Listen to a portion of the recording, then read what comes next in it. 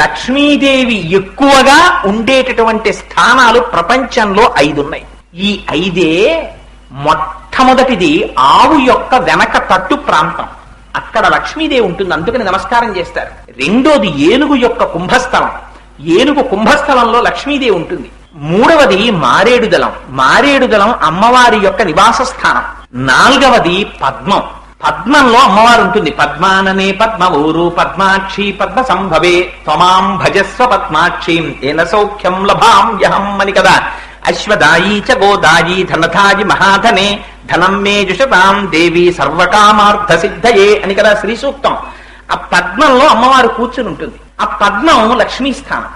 5వ లక్ష్మీ స్థానం స్త్రీ యొక్క పాపట, స్త్రీ పాపటలో సింధూరాన్ని అందుకు అలంకారం చేస్తారు, అది లక్ష్మీ స్థానం. ఈ 5 లక్ష్మీ స్థానాలు. ఈ 5 లక్ష్మీదేవి ఎక్కువగా నివాసం ఉంటుంది.